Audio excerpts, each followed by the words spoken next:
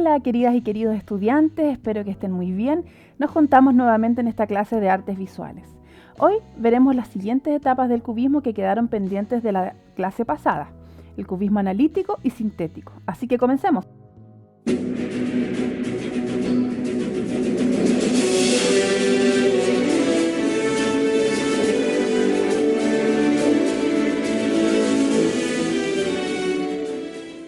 Como ustedes bien saben, a lo largo de la historia el ser humano ha ido evolucionando y esa evolución se ha ido viendo representada en las distintas disciplinas que engloban la cultura, la ciencia, la matemática, la literatura y obviamente también las artes visuales.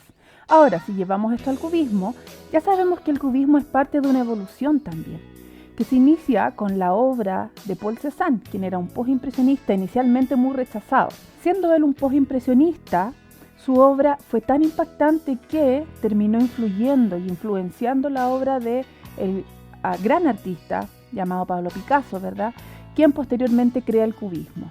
Ojo, quiero enfatizar en que Paul Cézanne nunca fue cubista en sí, él fue impresionista y de hecho postimpresionista. Sin embargo, al analizar su obra posteriormente, se le da el término de protocubismo, principalmente tratando de reconocer la influencia que él generó sobre esta vanguardia. De esta manera, no es que las obras de Paul Cézanne solamente sean protocubistas, sino que hay muchas obras de Pablo Picasso, del inicio del cubismo, de aquellas en donde recién empieza a reflexionar sobre la forma, que también son protocubistas. Una de ellas es aquella obra tan famosa que dio origen a esta vanguardia que se llama Las señoritas de Aviñón. Este es un rápido recuento sobre el protocubismo. Así que espero que ahora estemos listos para poder avanzar. ¿Están listos? ¡Yes! Vamos entonces con la retroalimentación. Quiero decir que recibí muchos trabajos y eso me hace sentir mucho orgullo porque significa que ustedes están trabajando en mi asignatura y eso de verdad me da mucha alegría. Por otra parte, felicito de verdad rotundamente a quienes han puesto tanto esmero en lo técnico, en los detalles, las terminaciones de sus obras. Eso está súper bien, chicos, así que nada, solo felicitarlos mucho. Por otra parte, hay algunos aspectos que son más teóricos en los que quisiera detenerme. Por ejemplo, hay muchas obras que simplemente copian obras del protocubismo, retratos de Pablo Picasso o de otras obras que son famosas dentro de la historia del cubismo. Eso no está mal, porque significa que ustedes están más o menos entendiendo lo que es el cubismo, pero ojo, valoro mucho más que ustedes intenten crear nuevas obras que sean originales en las que apliquen las características del protocubismo, porque de esta manera yo puedo confirmar que ustedes efectivamente podrían aplicarlas y llevarlas a una obra original. Por otra parte, hay obras que están siendo muy realistas, entonces ojo con eso, el protocubismo desfigura, geometriza, transforma la forma, lo lleva a su forma original, a su forma geométrica original. Entonces, la idea no es representar algo igual a la realidad, al contrario, es alejarse de la realidad. Pero del mismo modo, tampoco es correcto irse al extremo y desfigurar y transformarse en abstracción. Deben saber que el protocubismo es la primera fase, de ahí vamos a avanzar hacia unas obras que van a ser un poco más abstractas, pero no llegan a la abstracción total. Aún así, solo quiero felicitarlos porque sus trabajos están muy bien.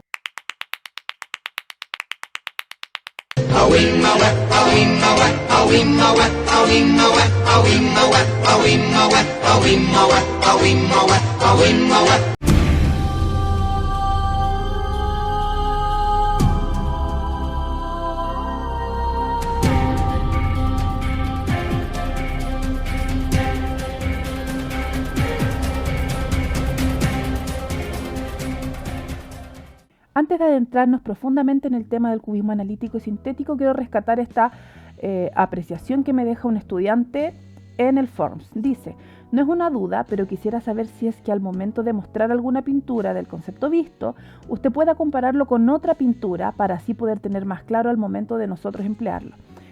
Me parece fantástico el comentario que esta persona me dejó porque de eso se va a tratar esta clase, de poder comprender y contrastar las etapas del protocubismo con los otros tipos de cubismo. Al finalizar esta clase vamos a poder hacer un breve control sobre eso. Así que gracias a este comentario comienza una clase inspiradísima.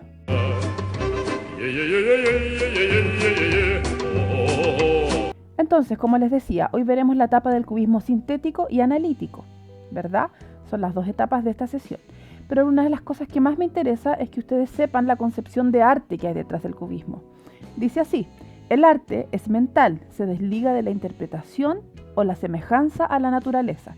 Es decir, el arte del cubismo es totalmente poco expresivo, no tiene que ver con los sentimientos, es más que nada racional. Algunos artistas destacados de este periodo ya lo saben: Pablo Picasso, George Braque y Juan Gris. Ahora vamos a esa segunda etapa del cubismo, que es la que viene posterior al protocubismo. Partimos entonces con el cubismo analítico. Ahora sí viene lo chido.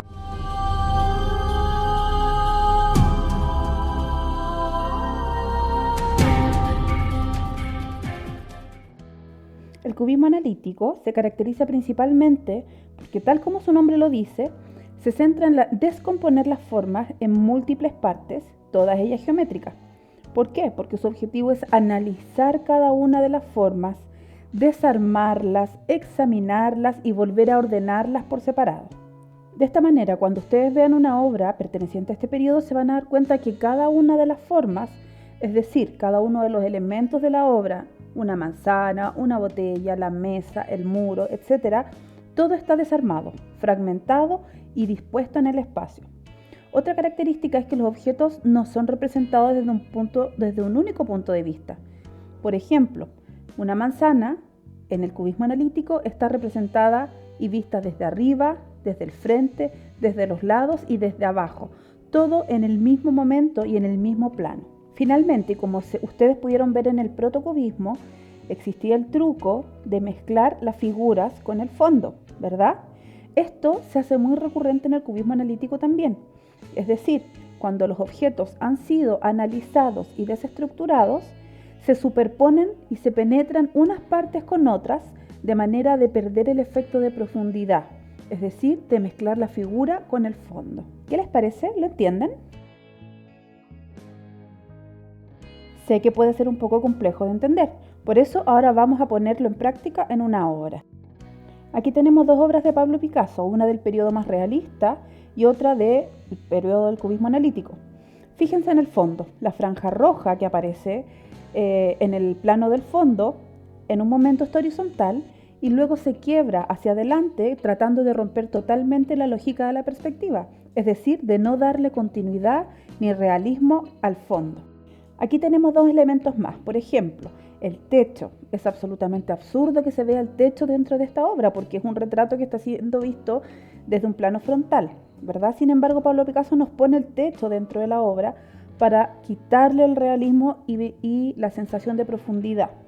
Del mismo modo, dentro del cuerpo de la mujer hay una especie de mezcla de figura con papel mural y con alguna parte del entorno que está inserto y penetrado en la figura humana. Eso es irreal y lo que quiere es mezclar la figura con el fondo. En este siguiente ejemplo es cuando más se nota el carácter analítico de esta obra.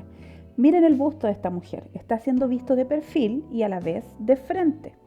El mismo efecto ocurre en su cabeza. En el rostro tenemos una vista de perfil, donde se nota la nariz y la boca de ella, la parte de atrás del cráneo, su oreja y también los ojos desde el frente. De hecho, es en esta figura humana donde vemos que Pablo Picasso analizó y desestructuró por completo la figura humana, sobre todo en el rostro, en la cabeza. Tenemos la vista desde atrás, desde el frente, desde el costado, el cabello, el perfil, etc. Y el último ejemplo es, miren ese trozo de papel mural mezclado con el busto de esta mujer. Otro ejemplo de que él no quiere realismo ni perspectiva dentro de su obra. ¿Se dan cuenta que este es un arte muy racional? Aquí tenemos otra obra que analizaremos de manera muy rápida. Primero, fíjense en el piso. El piso está visto desde arriba. Las baldosas es como si uno las estuviera mirando desde las alturas, ¿verdad? El mismo efecto ocurre con el cubrecama. El cobertor de la cama está siendo visto de arriba y a la vez se proyecta hacia abajo de manera muy irreal en cuanto a perspectiva y a profundidad. Ahora, miren el cuerpo de esta persona que está recostada sobre la cama. La parte superior de este cuerpo femenino está totalmente desestructurada. De hecho, podemos observar el busto, los pechos de esta mujer vistos desde un perfil derecho y al mismo tiempo desde el perfil izquierdo. Se ven sus axilas, su brazo quebrado hacia atrás, ¿verdad? Se ve sus nalgas puestas en el costado del cuerpo junto a la parte de su vientre, donde podemos apreciar claramente su ombligo y sus genitales. Del mismo modo, en sus piernas vemos las pantorrillas y la parte delantera de la pierna, todo en el mismo plano. Y así podríamos analizar muchos otros detalles que hacen que esta obra sea del cubismo analítico, donde está desestructurando y rompiendo todos los parámetros de la perspectiva. Ahora los invito a que ustedes vean cada una de las obras que les presento a continuación y puedan ir verificando cómo se aplican las características de esta etapa del cubismo en cada una de estas obras de Pablo Picasso.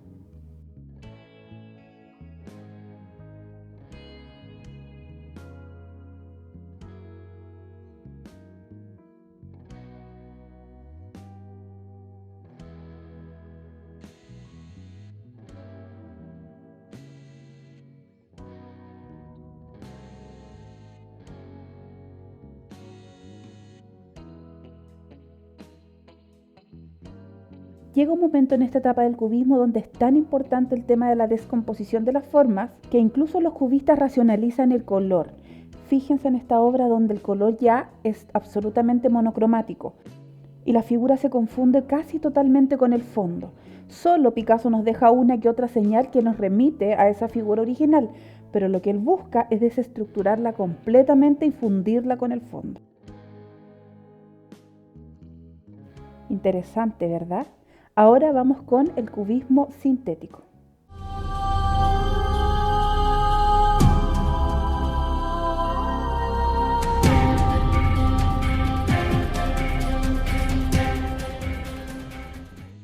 Es tanto el grado de racionalización de las formas que llegan los cubistas incluso a eliminar partes de ellas. De esta manera el cubismo sintético se caracteriza porque ya no se centra en analizar y en poner todas las partes de la forma en la obra, sino que incluso se deshace de las formas y potencia solo las partes más significativas de la figura. Las reduce a formas geométricas puras, ¿verdad? Es altamente estructurado y su característica fundamental es que nos deja dentro de la pintura solo aquellas partes más significativas o las que se quieren resaltar. Por ejemplo, la manzana ya no va a estar vista de arriba, del frente, del lado y desde abajo, sino que en el cubismo sintético simplemente nos va a dejar un trozo de manzana y probablemente la hoja o el palito, de manera que el resto de la figura se arma dentro de la mente del espectador. Al mismo tiempo, esa parte de la manzana la va a fundir con un trozo de mantel o un pedazo de diario, de manera que yo en mi cabeza pueda armar la figura completa. El artista del cubismo sintético simplemente va a potenciar aquellos elementos significativos de las figuras y los va a dejar ahí para que el espectador arme la obra. ¿Lo logran entender?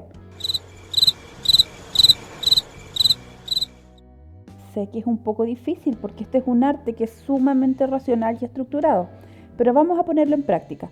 Vean esta obra donde Pablo Picasso nos pone múltiples elementos. Fíjense, esto claramente es un bodegón y tenemos sobre esta mesa un trozo de periódico.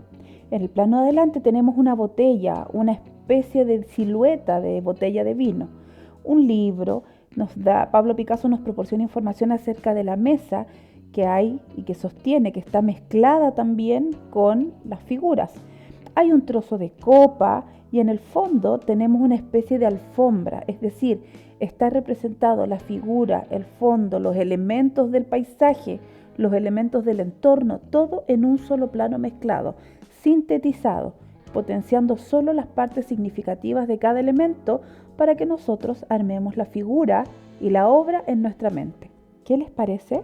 ¿Van entendiendo? No es tan difícil.